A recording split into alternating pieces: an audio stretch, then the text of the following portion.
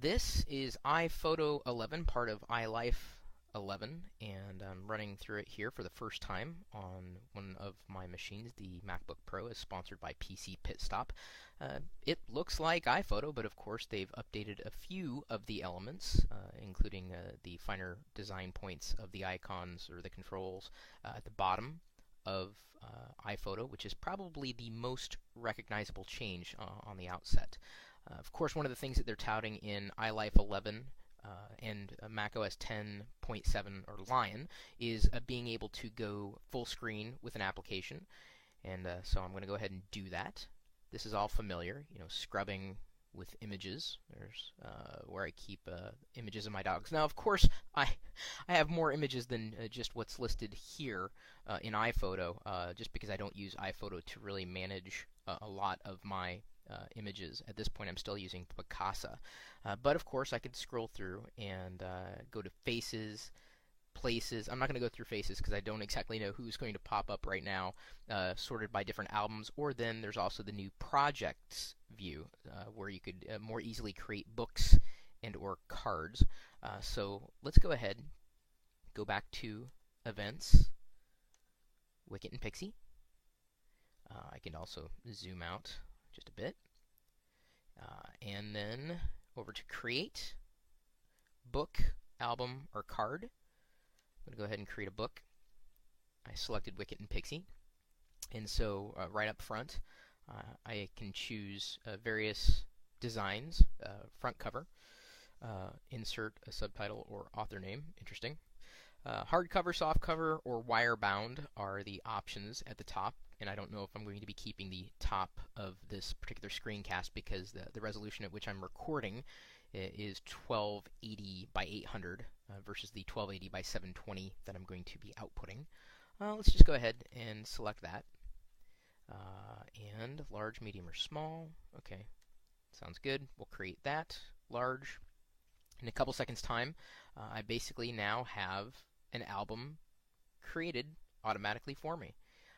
And they group the images according to date. And if I want to, let's say, swap this one with this one, I simply drag and drop. It swaps. I can also choose to zoom in on Pixie's face. I do the same thing with Wicket. Move that around.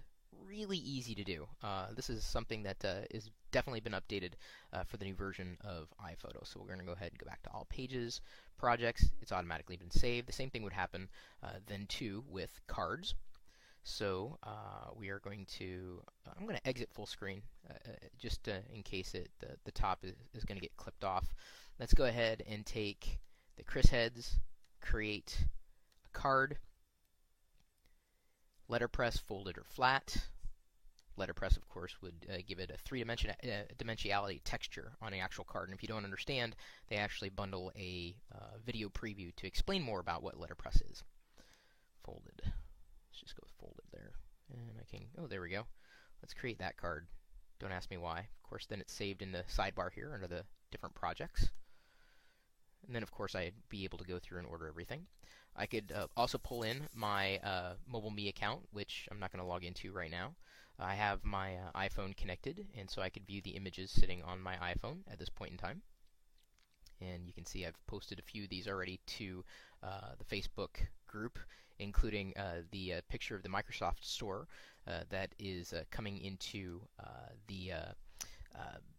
well, it's coming into Bellevue Square Mall in November. So I'm going to go ahead and drag that over to Events, and we'll just delete the photos on the iPhone, not a big deal. What I'm going to do is pull that up.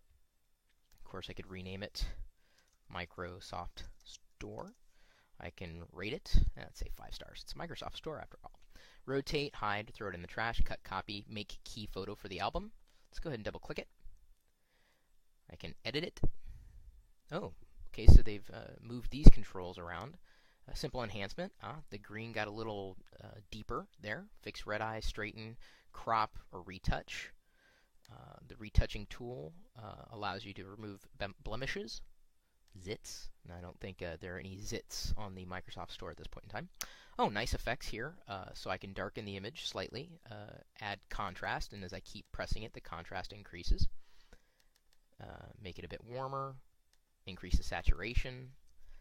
I don't remember these effect controls being in earlier versions of iPhoto, so that's actually a welcome change. Of course, I could quick jump and click one of these icons for sepia tone, black and white, antique, etc. And then you can undo multiple steps, although it's interesting that I can't select and undo and select which effect I want to undo. You literally have to go back in the order at which you applied.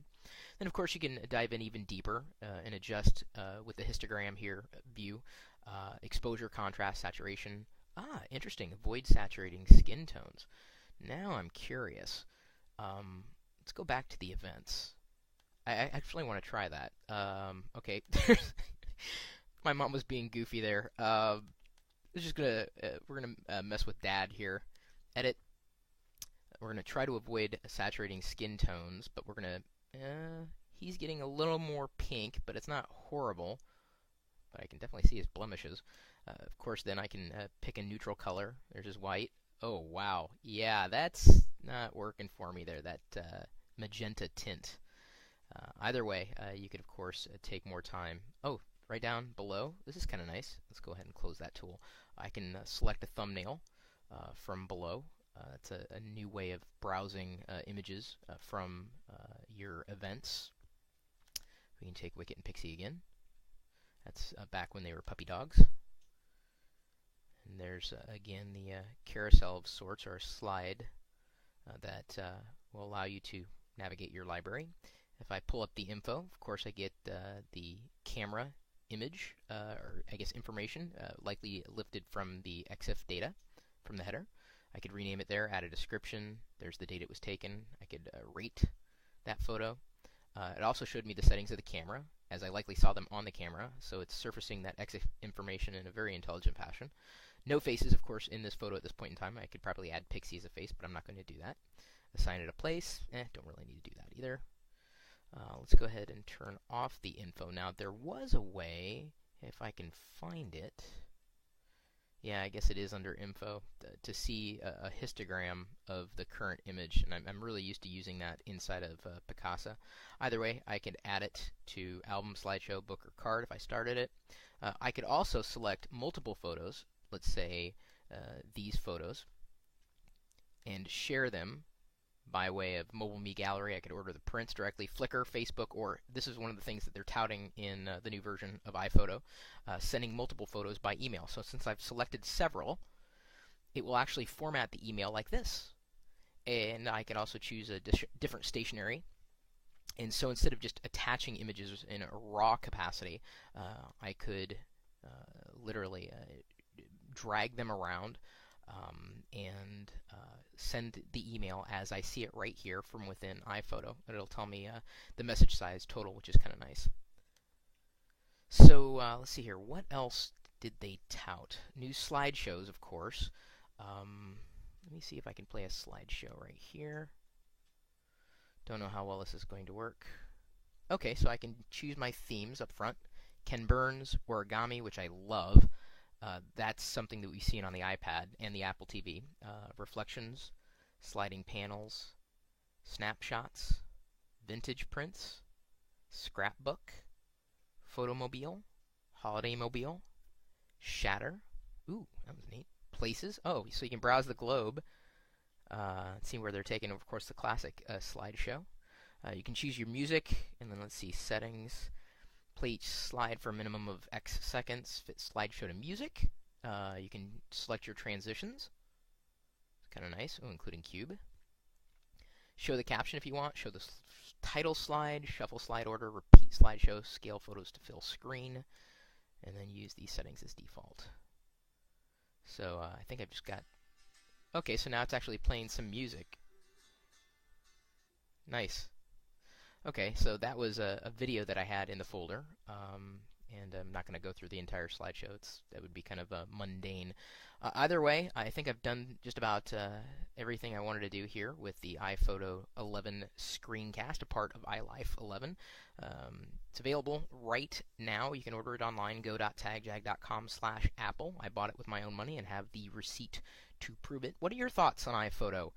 iPhoto 11 or iPhoto in general? I'd be curious to know what you're thinking. My email address, chris@perillo.com. Of course, you can find me on the web, chris.perillo.com. I can probably take you out with this slideshow. And I better take the settings off of scale photos to fit the screen. Themes. Let's go with origami. It's probably going to try playing something too. Alright, I'm going to mute. Hopefully I didn't mute my microphone. Either way, chris.perillo.com, twitter.com/chrisperillo, facebook.com/chrisperillo, and then of course you can find me streaming live 24 hours a day, 7 days a week at live.perillo.com. We'll see you later.